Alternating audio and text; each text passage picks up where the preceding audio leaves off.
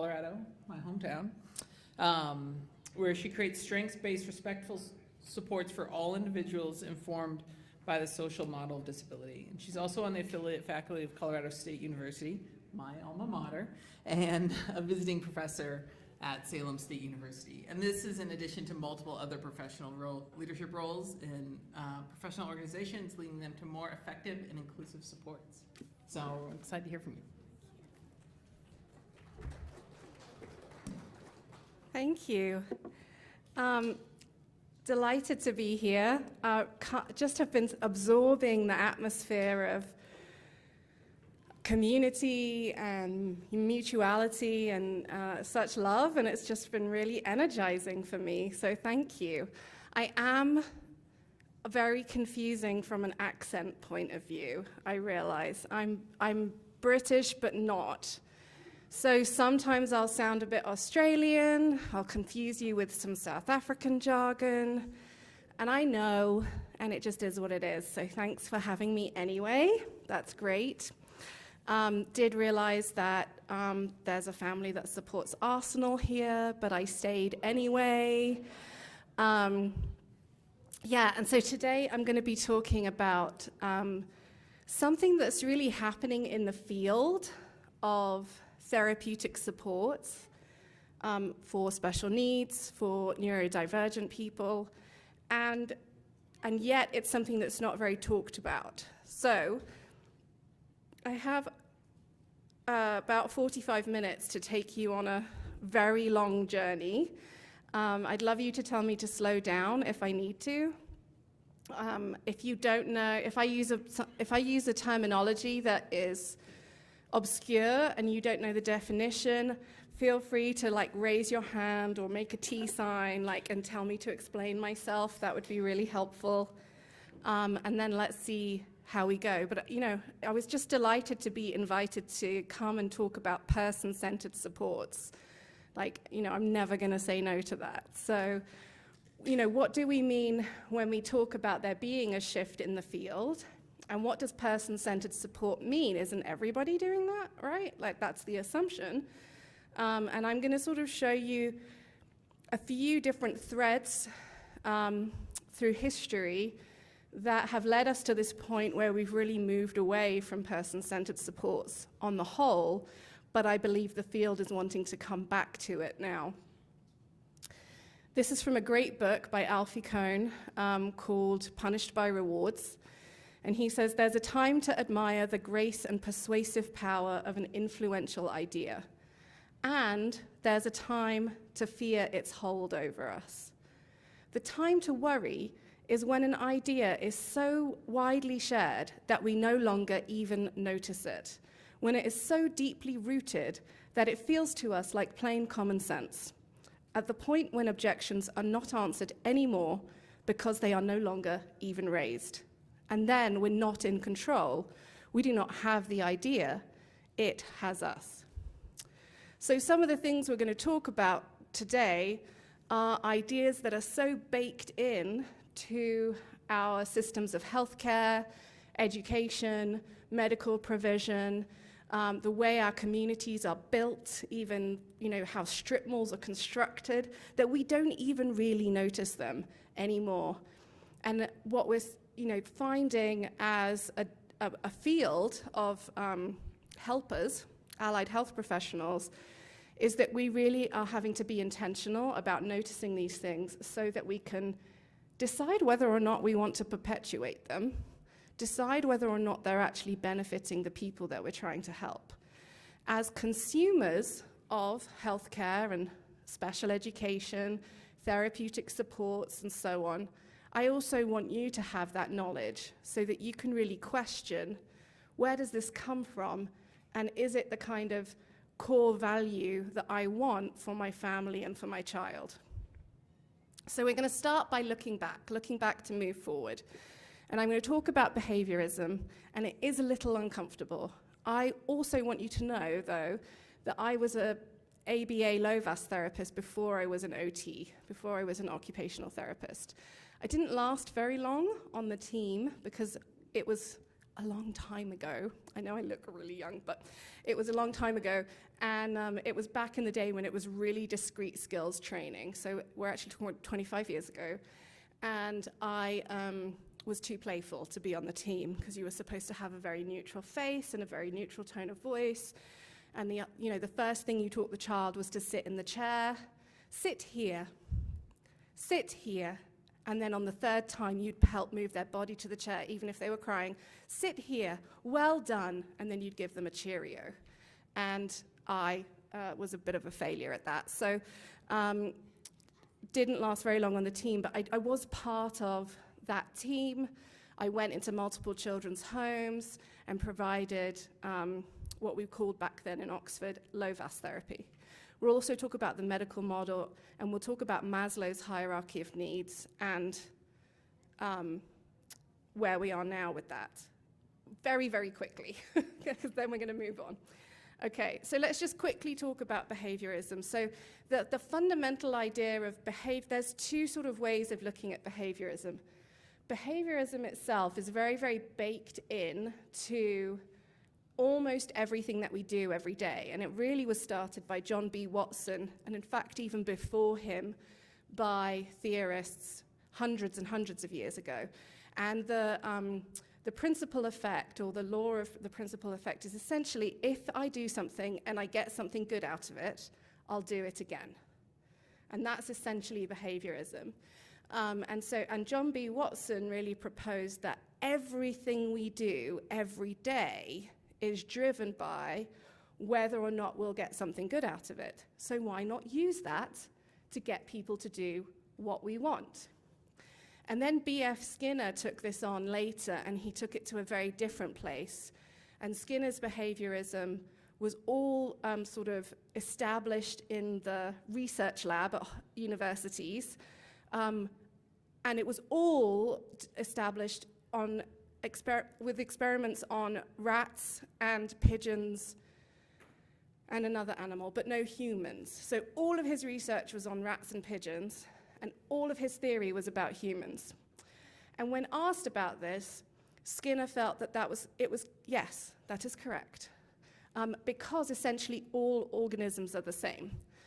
And then people would ask him, well, what about, the fact that humans are really different, and they have sort of personhood and sense of self? And he said he didn't believe in sense of self, that really, essentially, every person and every individual in this room is just a sort of coincidence of environment and experience and motivation and behavioral conditioning that has created you to come to this place. Even love, the person you love, is really just about a relationship that is so rewarding that you want to be in it because you know you're going to get more benefit than harm. Those of us who've been married for 20 years might disagree with him, because there are times when it doesn't feel like that, right, if we're being real.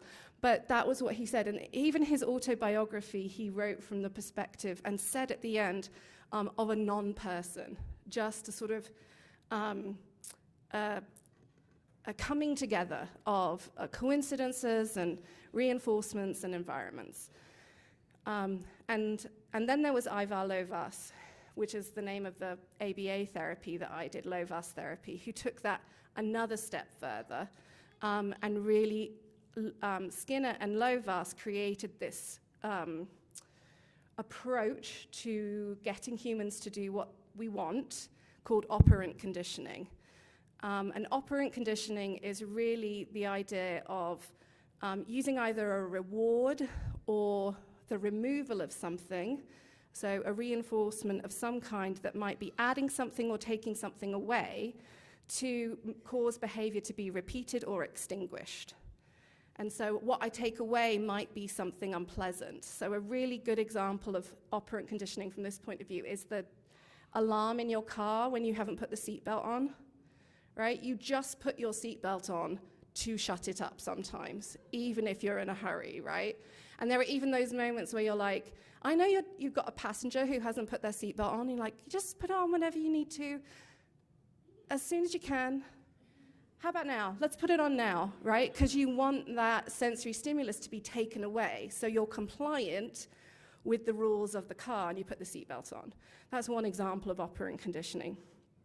Token economies in classrooms are another example of behaviorism and operant conditioning. And actually, it's really interesting because the first official school in New York in the early 1900s used token economies for about the first year. And then they decided, oh no, we don't like this system because it creates a sort of competition between the students, and then they start getting mean towards each other, and it's really not fostering community, so we're going to stop using it. So why we're still using them in 2022, I have no idea, but anyway. So this is sort of this behaviorist conditioning approach to shaping humans, getting them to do what we want them to do. And it's really fundamentally baked in, again, I'm going to use that phrase a few times, but to the way we sort of do everything. And even, commercials use these principles, these basic principles of psychology. And every workplace uses it, right? Like, if you're a salesperson, the person who sells the most gets the holiday to Hawaii. If you are a student, we sort of tempt you with a grade A, with your grades, right? Even grades are a sort of reward behaviorist system. And again, it sort of got to that place where, why do we do that? Well, because it's what we do, right? And so we're sort of trying to come back to the, as a profession, I believe there's a big discussion happening where we're coming back to no, really, why do we do this? And what do we believe about humans? And how do those things align, the strategies that we use, the way we write our IEPs, the way we write our IEP goals, right? What is it really about here? And does it align? And so then we've got this other sort of influence on this way of being driven about shaping humans, called the medical model. And the medical model really relates to disability in the sense that the disability is entirely the person's responsibility, right? You are a disabled person. You can't do this. You can't access this.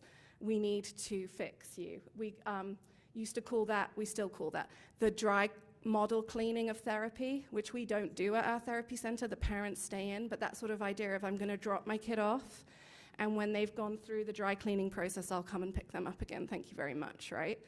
And that's really been perpetuated commercially because it's easy to sell and it's quite convenient. But actually what we're asking again is like, does this align with what we believe about human beings? And if we do person-centered care. And so part of this is the way that medicine has become the answer to everything, which it was never intended to be. And so the medical gaze was always about pathology. It was about disease and bringing a cure to that. But now pretty much everything has been put in the bucket of pathology. The diagnostic manual, the DSM, for example, started off as a really small book of 129 pages or so. And they even said when they wrote the first DSM, this is not supposed to be used for insurance purposes and to see if people can gain access to services. And now they're working on the 6th edition. It's got 300 or 500 different diagnostic criteria in it, and it's the only way you can get access to services, right, in many situations.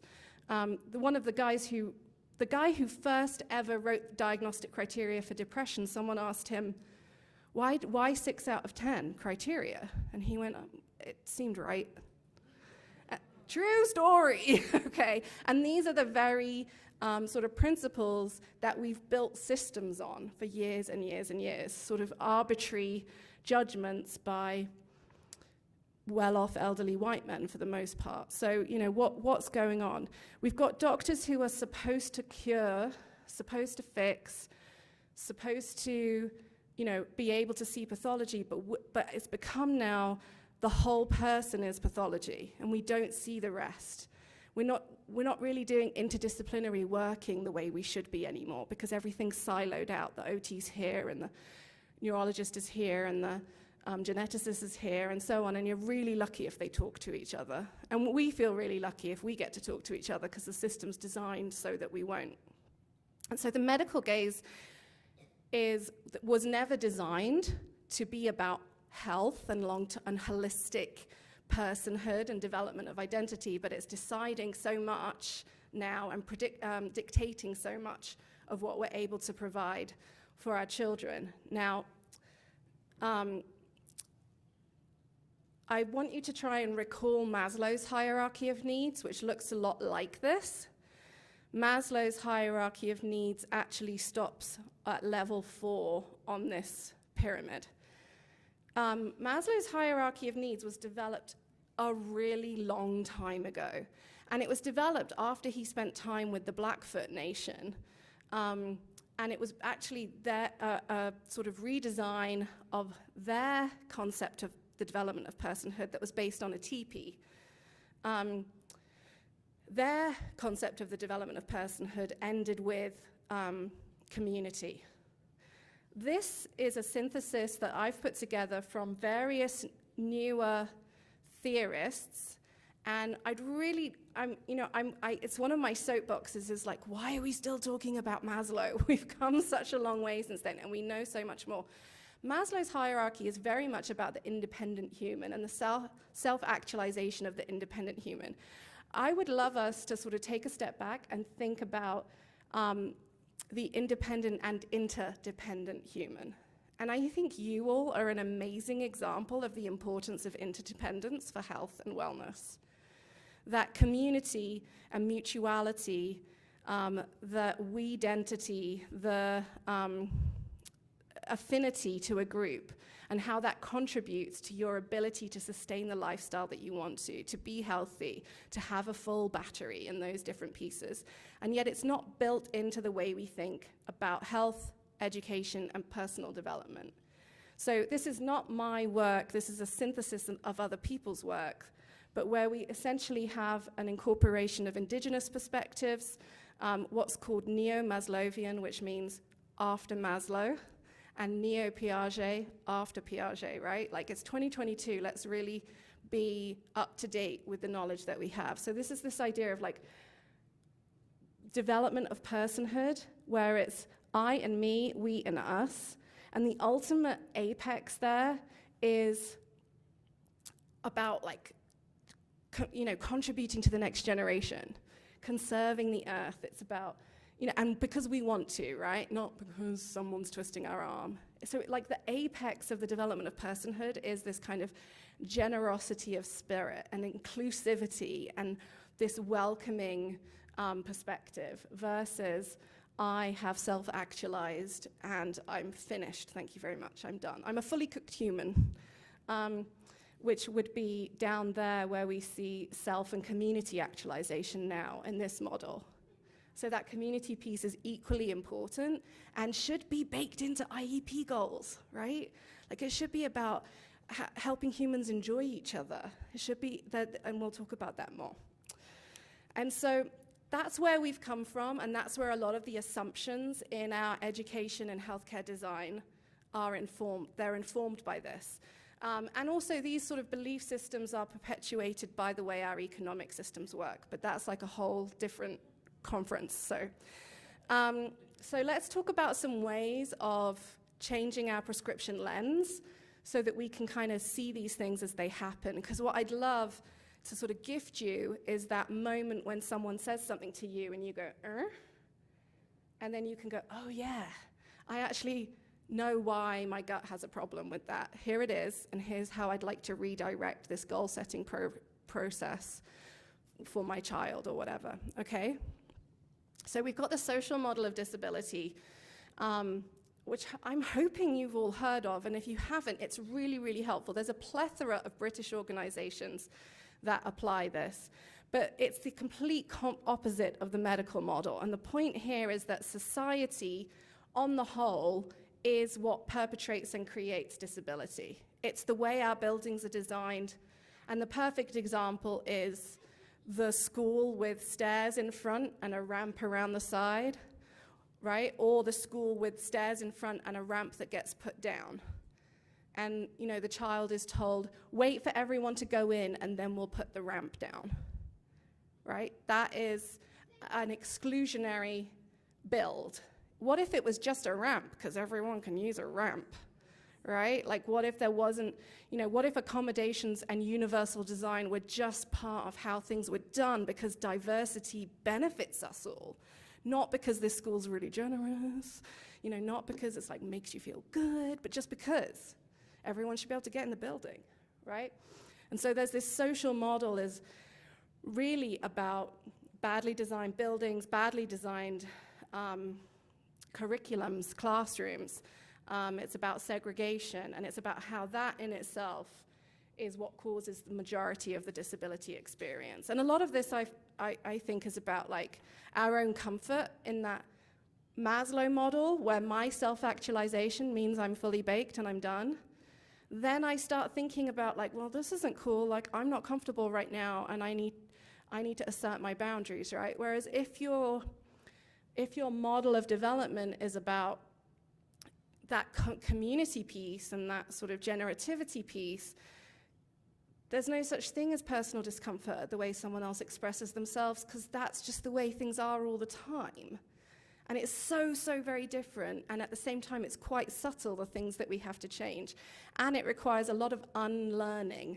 And I think unlearning is harder than learning, because you have some pretty well-established neural pathways that have been reinforced with every commercial you've ever watched, and so on, and many of the shows and books that you've read. And so to unlearn some of that stuff that has snuck into your brain, it takes a lot of effort. And one of the ways is by using the social model of disability as a frame for analyzing the way things are put together in your child, your family's environment. And another way is to start to identify ableism. And so ableism is this idea that's come from the medical model, which, and the medical gaze, which is essentially that I look at pathology so much that I've come to the conclusion that there is one right way to be a human. There is one right way to be a healthy person, and it looks like this, and thanks cosmetic industry for making it look like that, and it acts like this, and it functions like this, and so on.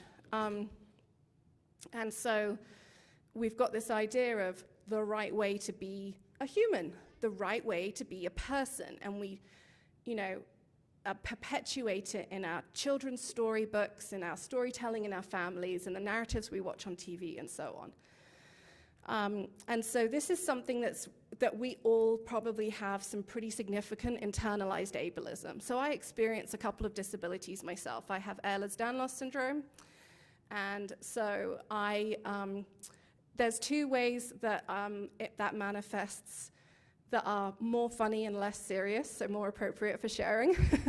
One of them is, usually when I'm in a very nice restaurant, I will choke on nothing. And I will cough for a really long time. And sometimes, like we were in one restaurant and my drink came out all over the wall because that was the best I could do. And so that is about the muscle tone in my throat. It is about my ability to organize the muscles in my mouth and my throat. And it's really easy for me to hate on myself when that happens, because it's embarrassing, and it embarrasses the family, embarrasses my kids. That's my internalized ableism speaking, right? Does that make sense? So I'm not even compassionate to myself in those situations. Another less serious way that this manifests is usually when I'm crossing the road, my ankles decide they're not going to work anymore. And so I land in some inverted position or, fall on my knees. And again, draw quite a lot of attention to myself and look what we would call inept. And again, it's really easy to hate on myself. And I've actually noticed that I say to myself, I hate my ankles. I hate this, right? And then as I've started studying this more and more and working with other people in this field, they're like, that's an internalized ableism, right? And I'm like, oh, okay, sure. So we all have these narratives that we even tell ourselves and therefore teach our children and perpetuate and so on. And so just even noticing it really helps. It's a helpful phrase.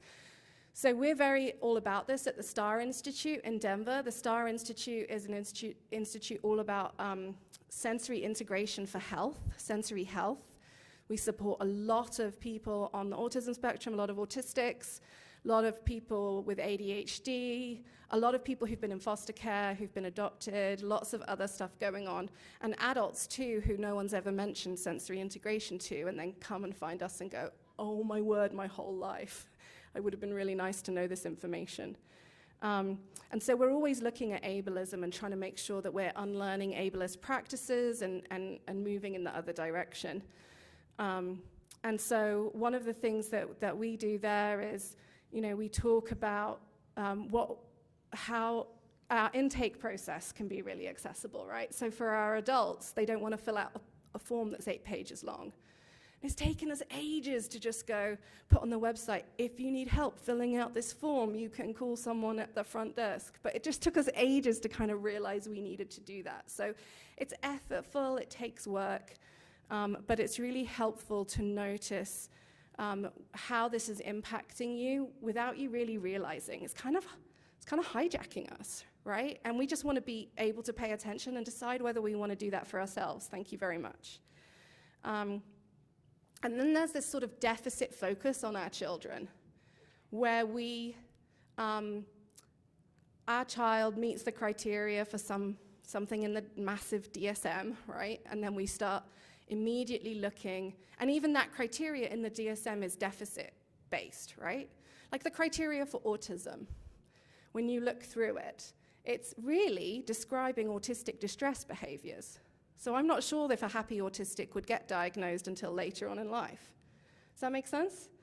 And so we've got this, like, as soon as we put a diagnosis on it, we move into this deficit focus, and that's not what the intention was originally. The intention was that validation that comes with someone going, yes, you are depressed, right? Like that feeling of being seen, but it's turned into being fixed instead, and being sold lots of things as well. So we've got this sort of deficit focus where we stop noticing the cool things, and have you ever had that report from school where you're like, okay, what are the strengths of my child? Like, and what are the good things that are happening? Because I've had a few of those, and you don't necessarily have the luxury of taking them somewhere else immediately, do you? But that's really hard, and it's really strange, right? But like, these teachers didn't enter the teaching profession to crush children's souls. They just haven't been equipped with the right tools to celebrate children in every expression of their diversity and divergence. And so we really need to start, like, there needs to be this movement. It needs to gather momentum. So one way that the deficit model really shows up in schools is about socially acceptable behaviors. Has anyone heard that phrase or something like it? It's not my favorite, but you can tell that because I have blue hair and all sorts of other things going on. But you've got this idea of socially acceptable behaviors in the classroom, and we have to, it's our duty to teach our children socially acceptable behaviors so that they're not picked on. But just take apart that statement for a second. Like, I need to fix the kid to look more like everyone else so that they don't get picked on. Well, when did we become a community that thought it was okay for someone vulnerable to be at risk of bullying just because they're different, but fix the vulnerable person instead of the classroom at large? Like, when did that happen? We've colonized our own society so much that we've lost the meaning of community and inclusion, and it's very, very bizarre once you start paying attention to it. You've got this idea that they could be bullied, so it's my responsibility to stop them from being bullied. And to do that, I'm going to help them mask some of their natural ways of expressing themselves, and I'm going to help them fit in and suppress some of the things they do to regulate their body. Or what if we had a word with the rest of the class and taught this child self-advocacy skills, right? And we did that labor as the adults, not the children, and so on. So I know it's a bit depressing. Don't worry, we'll get there. It's going to get more hopeful. Okay, So it's going to get more hopeful. You got it. Okay, so, like, for example, social skills. And if you look at every social skills measure, I think there's one exception now that's just been recently released. They're all about this idea of, like, socially appropriate behavior. And can you imagine if someone scored you on one of these tools, how resentful you'd be, right? Like,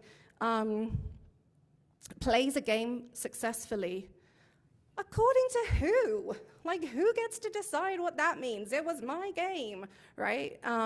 Introduces people to each other. How many of you have texted a friend and said, I need your help introducing these people to each other because I can't remember their name or whatever, right?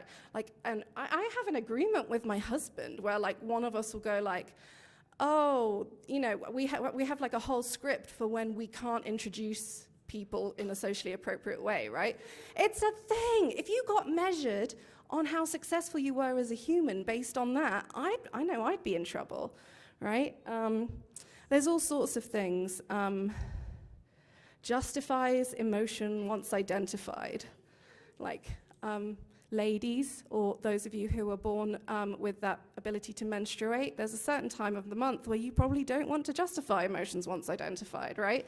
But we ask all of our children to. Do you see what I'm saying about sort of the audacity of these tools that we apply to our children, especially our children who express themselves differently? We put so much labor on them, and really the work should be ours to just chill out and to become more inclusive and to change the design of our buildings and so on. These are IEP goals that are real. They are real IEP goals that I have seen. During unstructured playtimes, Adam will interact with peers in an appropriate manner through maintaining personal space and a respectful voice for an average of 80% of intervals measured over a 2-week period. Well, first of all, that's almost impossible to understand and measure. But also, if you put your name in that and saw that in your annual review, how would you feel? And would you feel valued at your workplace?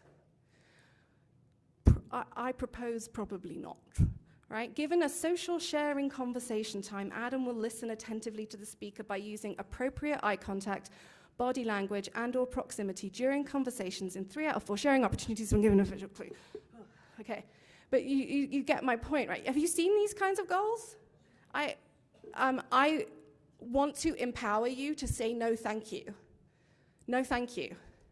What about Adam figures out how to enjoy other people on his own terms with joy, right? What about, Adam is able to say, hi, it's really nice to meet you.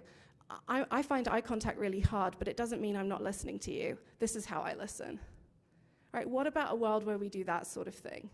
It's so different. And also, if I made you all, sometimes I do this, I'm not going to do it to you because you're all too nice, make eye contact with each other for 3 minutes, you would go red in the face, you would want to throw stuff at me, it would be awful.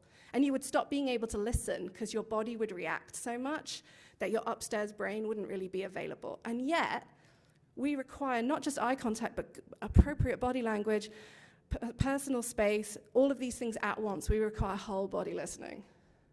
There's not a single one of you in this room that's doing a whole body listening, and I'm okay with it.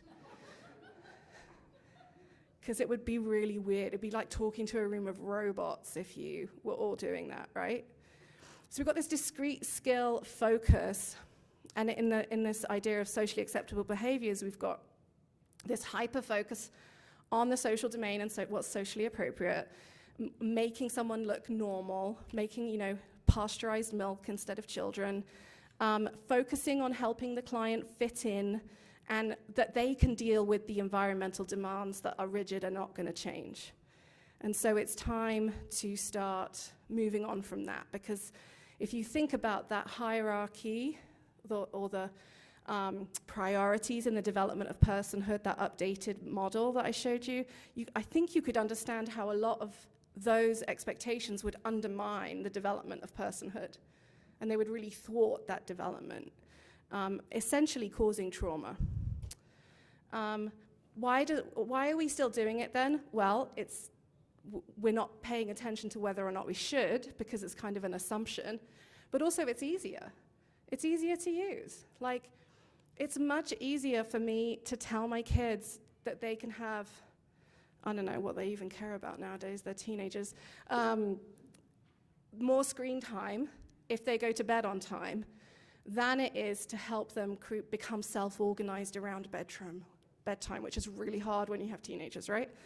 It's easier to measure. We like measurable things in our culture, and so on.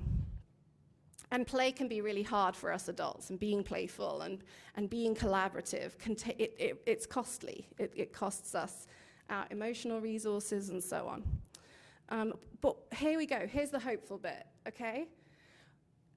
Instead of helping my child fit in and helping my child fit the classroom standards, I'm going to think about the adult they're becoming and my central goal, and I would have a vision as a family, and you might write the version that works for you, but the version that works for me is helping each person become their favorite self.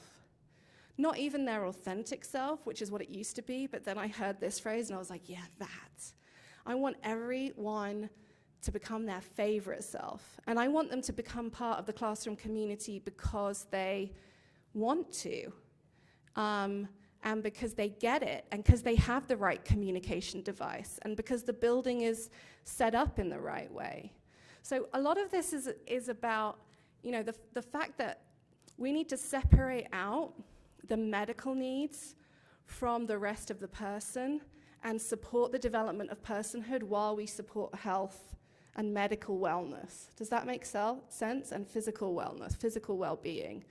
And what I think happens is that everything just gets put in that same bucket of needing to be fixed. And actually, there's quite a lot about our culture that needs to be fixed because they're missing out. It's their loss, but it's very painful. So we want to move towards a social flourishing model where it's not about social skills or socially acceptable behaviors, it's about the flourishing of the individual and them having self-advocacy skills. We want to be trauma-informed, which is a whole different lecture, sensory-informed, where we understand that people perceive, process, and experience the world differently, and that's okay, and we can make accommodations that are normal. So what we want to make normal is not the child, but the accommodations and the support of difference. And we want to be strength-based. So coming back to this sort of hierarchy here, where we're thinking about, yes, absolutely physiological needs, and even at that level, the importance of relationship, and then moving up all the way through. Every time we have an annual review, we're thinking about I and me, and we're thinking about we and us. And we're thinking about this self-organized person who gets to be their favorite self in the world. And you can sort of, well, I'm noticing that a lot of our IEP goals are really about this, this, and this, and I'd love to add a couple in about this. And I hope you'll have at least one person on your team who goes, yes, thanks for reminding us. I realize that's not always the case.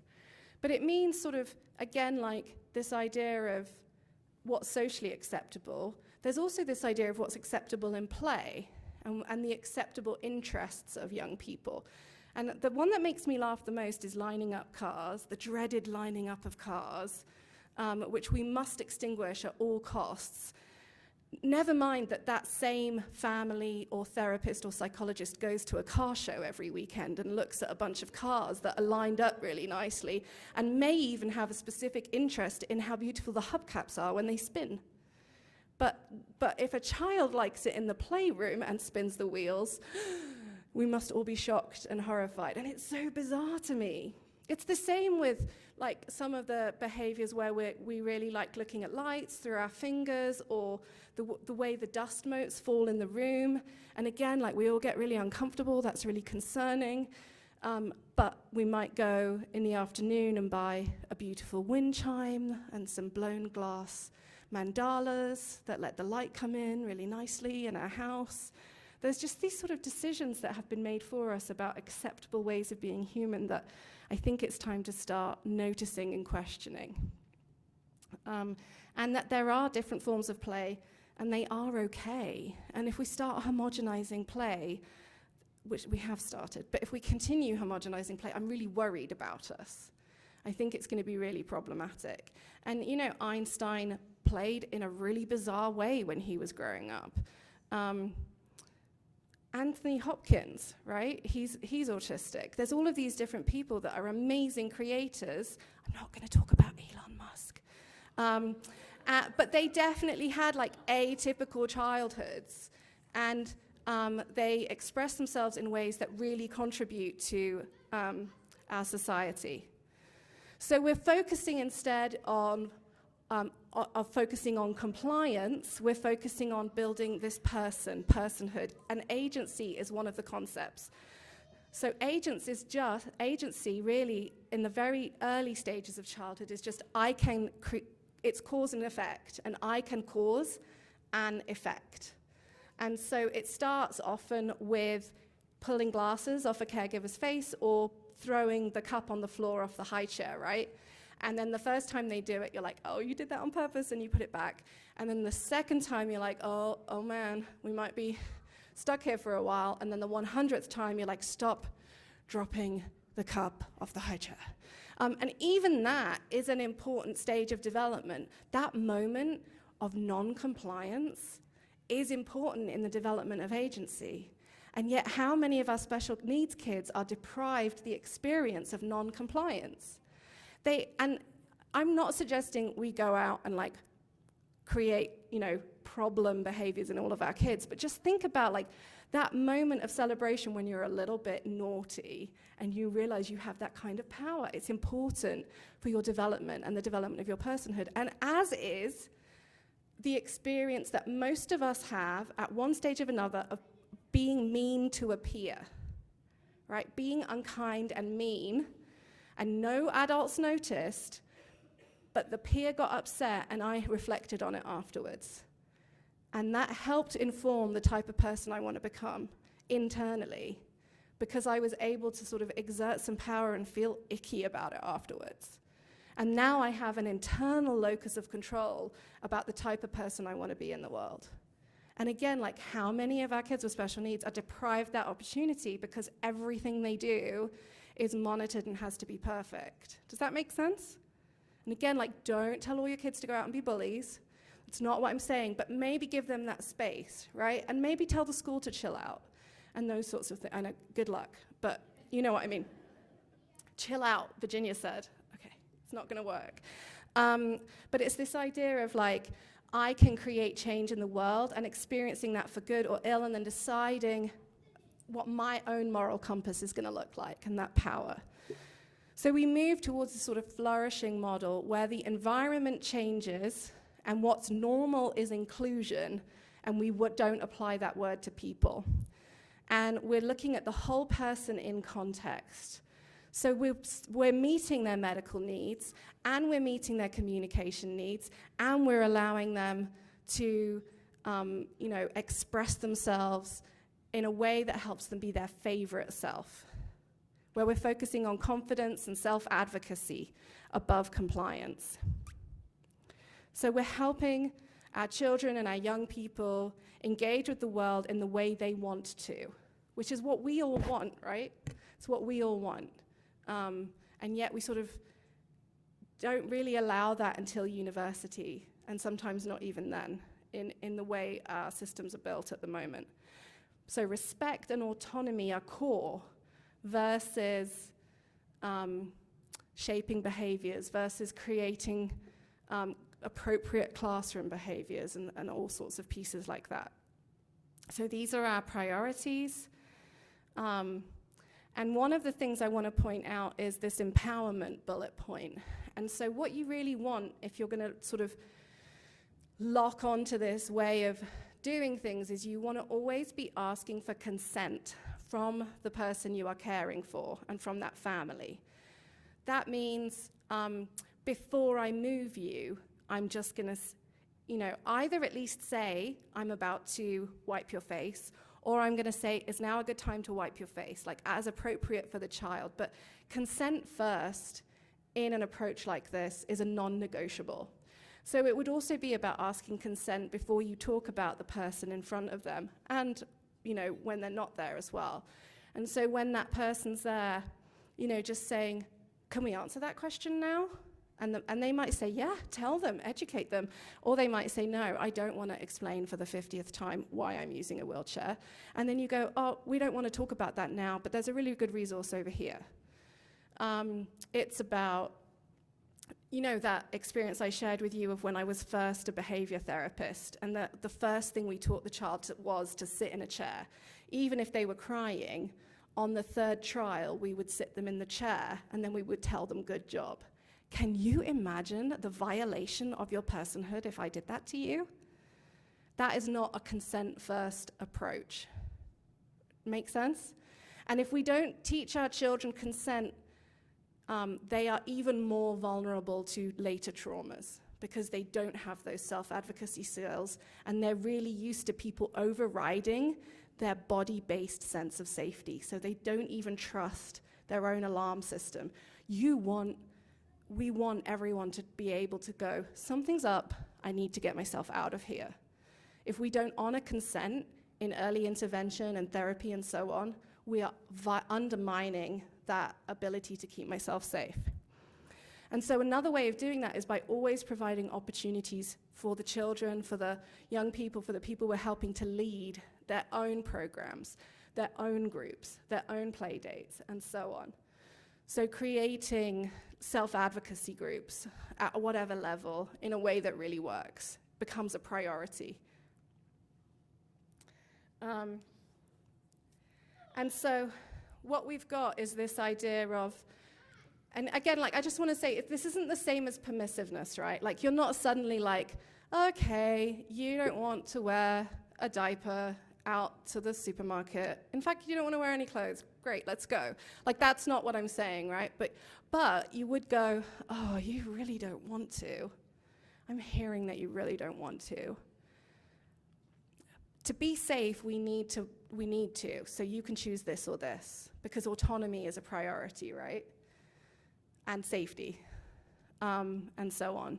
And so it's not permissiveness, there's still safety, there's still good boundaries, there's still love, and at the same time, there's this emphasis on, you know, a young person who can make their own decisions because they've had experience making decisions, and who can honor other people's consent because they've experienced people honoring their own consent, who have theory of mind because they have experienced people taking their perspective time and time and time again, rather than telling them that they need to learn how to take my perspective and develop theory of mind. It's a very bizarre way to teach something that should be generated internally. So if you're going to sort of have some bullet points of what you might need to think about, one of them is, like I said before, like, I don't need to look at you to be listening to you. So remembering that listening doesn't have a look. Always emphasizing communication and providing communication options, and allowing our children to have no thank you options on their communication devices. Mel Baggs was a disability advocate who passed away last year. She had a whole page on her AAC device that was just cussing people out and telling them to go away. And I loved it. She created it herself. She was so sick of people asking intrusive questions. I'm not suggesting that I would have been happy to be on the receiving end of that, but she was able to, like, express herself. And she shared it on Twitter and stuff. She was like, look at the page I just made. You know, it was great. So these are sort of bullet points that will help you. We don't use timeout or restraint because it's telling you, I can't tolerate your emotions right now, and I need you to go and organize yourself when you need me the most. But I will put myself in timeout if I'm dysregulated. So it's not that I never have space. I think that my time's up and they're turning off the mic. But it's that we don't separate ourselves from hard emotions. We show that we're able to hold them and tolerate them. And if we need space, we take it for ourselves. So we're trying to help our children learn through experience, like making good decisions, by giving them opportunities to make good decisions rather than just telling them what to do. We're looking at independence and interdependence, identity and we-dentity, and you all have a great start here, and you've really taught me a lot just by even being here today, and I love it. So I'm just going to skip to say one of the best ways we can do this is through play. And play doesn't have a right or wrong expression. And it is really for its own sake, it's fun, and it helps build people. So enjoying play over prioritizing therapy is your prescription. And then what happens when you want to sort of move into this space as someone who doesn't have a disability? That's called allyship. And so there's a lot of resources on the web about being an ally. Really what you want to do there is you want to be an agent of social change. And you're committed to learning and unlearning, and you are going to admit that you're still growing and you're not going to get it right. One of the best things we can do with our children is say, I didn't get that right, I'm sorry. And again, like help them experience that rather than tell them, this is when you say sorry, this is when you do this, right? I hope that's helpful. I wanted it to be emancipatory for you, which means I really wanted it to help kind of free you from some of the things that are imposed on your children and your families through the healthcare and the education process. And so I hope that in some small way you get to take some of that away.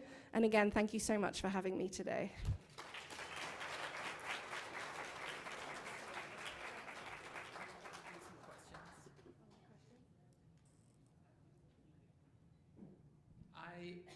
That was wonderful. Thank you. So good. We've negotiated with the final speaker to shorten their talk so that we have some time for questions. So if there are some questions in the audience, we can do 5 minutes, no problem. Great. I will walk the mic around if you want to point at people, and I'll run around. So I just want to say it was fascinating. It makes me want to go home and blast my school district and talk to them about different ways. And I just want to really say thank you.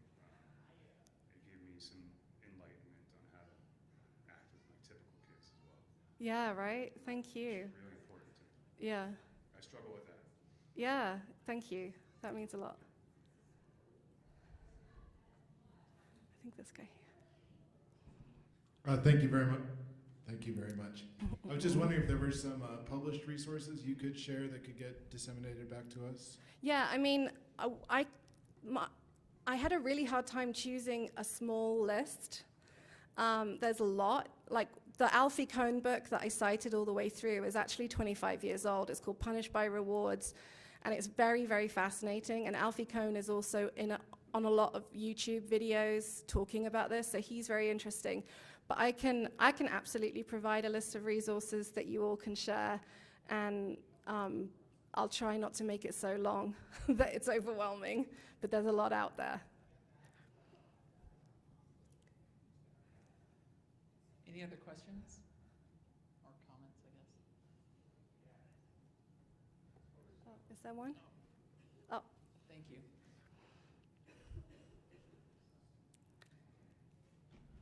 Thank you. That was super inspiring. And I think probably many of us, as was mentioned, are fired up to go home and ruffle feathers and make change. And in full transparency, I'm a recovering educator, classroom educator, so that opted my own child out of said system because it was one thing to fight it as an educator for other people's children, but once it became personal, it was just too hard to fight it. And I know I don't have to tell you that systemic change is slow. And so while we're waiting for that larger systemic change, I guess, what kind of, I guess, bite-sized advocacy tips and tricks, if you have any up your sleeve, to push on systems in ways that are helpful? Yeah. Because I got tired of waiting. Yeah. Yeah, but I also don't want to give up the fight, and I know that the bigger change, right, is in the systems level shift, and they're just so slow to shift. But how do we live in the not yet? Yes. Yeah. Yes. And so I would say if you're ever on social media, which some of you probably want to throw something at me for saying, but there's a lot of self-advocates on there that are worth following, and I can write those in the list too, because then you get kind of that little drip of information when you go on and you check, you're doom scrolling, and then in the middle you'll see something about doing this work. I would also say, like, one of the things about the diagnostic list of CSS is autistic behaviors, and I just wouldn't accept that. Like, so what? Like, you know, what I said about, like, these people that change the world, and I got diagnosed autistic in January. I got a diagnosis of atypical autism, which means, like, I'm the high end of empathy, and I'm, like, the highly sensitive outlier. I feel everything too deeply, and, you know, I've been pathologized a lot for that throughout my life. But at the same time, like, this diagnosis I got in January, I found my people too. So another way to sort of provide safe spaces is what you're doing now, and to let the young people organize themselves into those spaces and have hangouts and have a Discord channel, and maybe also misbehave in those spaces, but be allowed to, and those sorts of things. But I'd love to throw out there, like, that just because someone identifies something as an autistic behavior doesn't mean it needs to be fixed. Because I'm pretty sure, like, I used to work in Hong Kong, like, I met the VP of JP Morgan because I was treating their son, and I was like, oh, you also are autistic, and that's why you're the VP of JP Morgan. It's because you're really good at delegating, and you've learned that skill over your life, right? Do you know what I'm trying to say? So, like, there's a lot of stuff where I would just want to give you permission to go, okay, we don't need to fix that. I want to focus on these quality of life pieces here. But also just keep supporting each other. It does take a village. And I love that you have such a strong one.